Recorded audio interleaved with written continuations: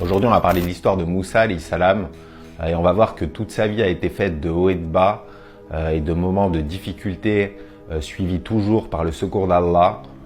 Donc tout commence dès sa naissance. Donc Moussa alayhi salam est né en Égypte et à ce moment-là, les Israélites étaient réduits en esclavage par Pharaon. Donc il est né dans le ghetto des Israélites en Égypte et dès sa naissance, il va déjà vivre une épreuve parce que à ce moment-là, Pharaon avait décidé de tuer tous les nouveau-nés garçons des enfants d'Israël pour contrôler la population, pour éviter qu'il y ait trop de mâles qui grandissent et qui puissent se rebeller contre son pouvoir. Et donc Allah révèle à sa mère de le mettre dans un panier, de le jeter dans le fleuve. Et donc Moussa alayhi salam, alors qu'il est encore bébé, va vivre sa première épreuve, son premier traumatisme.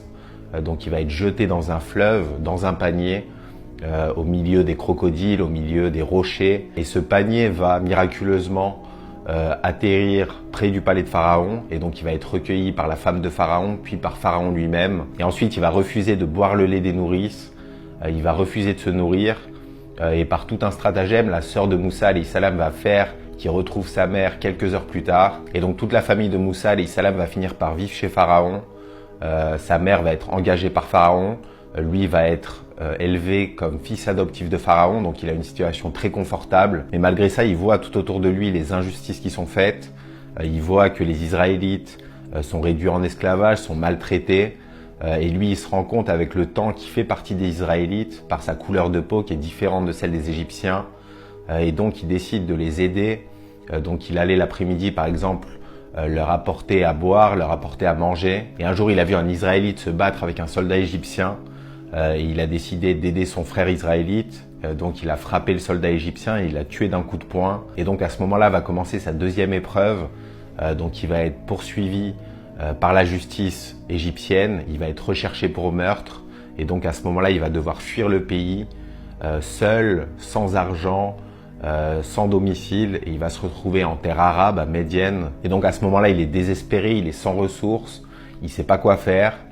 Mais il tombe sur un attroupement de bergers qui donnent à boire à leurs bêtes et il tombe en particulier sur deux filles qui luttent pour abreuver leurs bêtes. Par son bon cœur, il décide d'aider ces filles, de leur donner à boire et donc à partir de cet acte va venir le deuxième secours d'Allah, c'est-à-dire que les filles vont revenir vers lui, il va finir par épouser l'une d'entre elles et il va travailler pendant 8 ou 10 ans pour son beau-père. Donc à ce moment-là, pour la deuxième fois de sa vie, on peut dire qu'il se retrouve dans une situation confortable.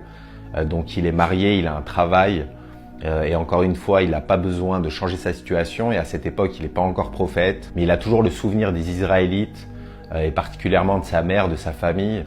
Et donc il décide de retourner en Égypte avec sa famille et de retrouver sa mère, de libérer les Israélites.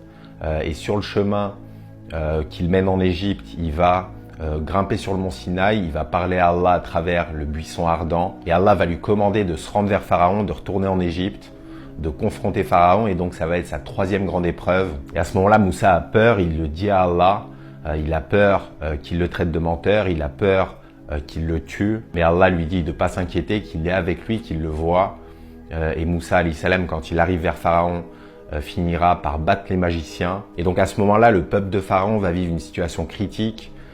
Donc va y avoir des malheurs, des catastrophes qui tombent sur eux. Donc va y avoir l'épisode des grenouilles, l'épisode des sauterelles. L'eau du Nil va se transformer en sang. Donc ils n'auront plus aucune ressource, ils vivront catastrophe sur catastrophe. Et dans le même temps, le ghetto des Israélites, miraculeusement, est épargné par toutes ces catastrophes.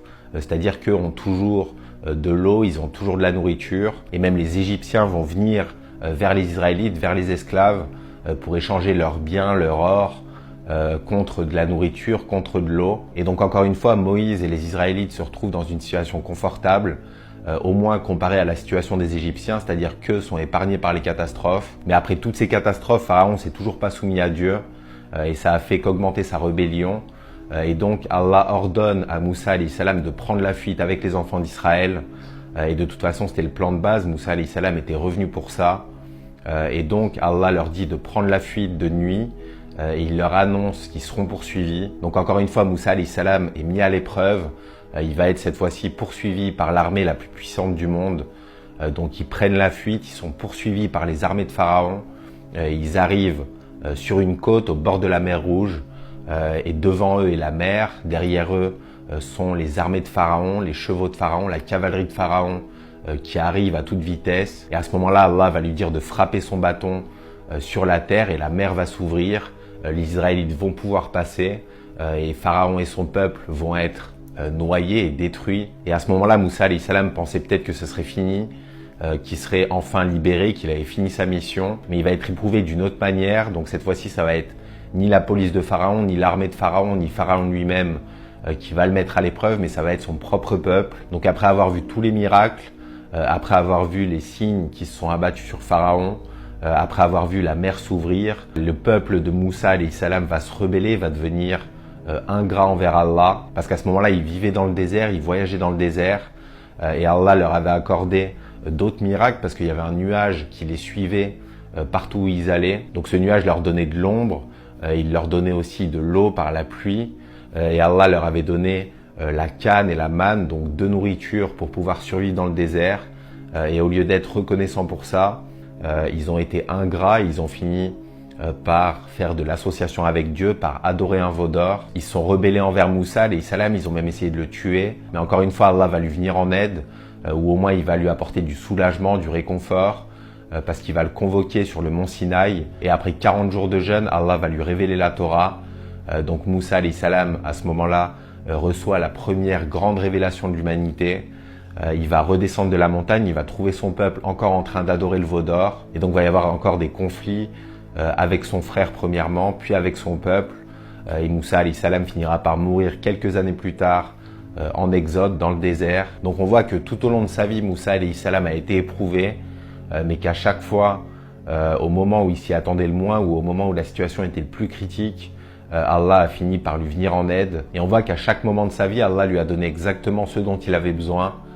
Donc quand il est bébé et quand il est enfant, il grandit dans le palais de Pharaon, donc il manque de rien. Ensuite, quand il devient plus âgé, quand il prend la fuite vers Médiane, il trouve du travail alors qu'il n'en avait pas, alors qu'il n'avait aucune richesse. Et il se marie alors qu'il était seul, donc il peut fonder une famille. Et ensuite, au fur et à mesure que sa carrière progresse, que sa vie progresse, Allah commence à lui donner les miracles.